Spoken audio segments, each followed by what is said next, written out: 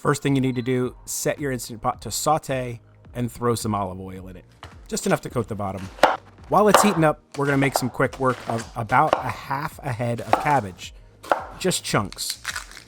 An onion, white onion, slices, half an onion. Bacon, oh, bacon. Just chunk them up into, I don't know, inch pieces.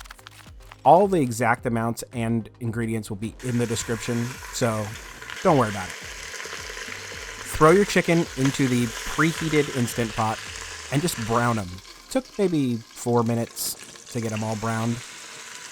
Bacon. Throw your bacon in the pot, move it around, get it to reduce and cook a little bit, and then throw in your onions. You're not going to get crispy bacon here, don't worry about it. Throw in some salt, some ground pepper,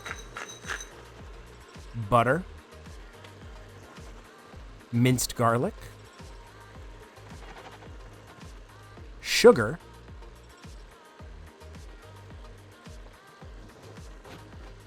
some dried basil,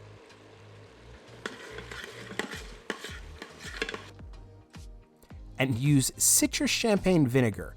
It just has an amazing taste. It's a little bit more expensive, but it's worth it.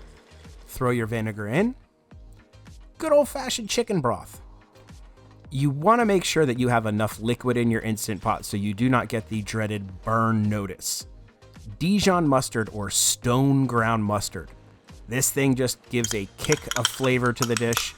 You don't use anything other than stone ground mustard. You got to get that stuff. Throw in your cabbage. Give everything another little mix up again. Chicken back on top. Don't forget the juices. And then I pour a little bit of extra chicken broth on there because I just don't want to get a burn notice. Lid on. Make sure you are on sealing. Pressure cook on high pressure. And we're going to do this for 10 minutes. Yeah, I'm still pushing buttons.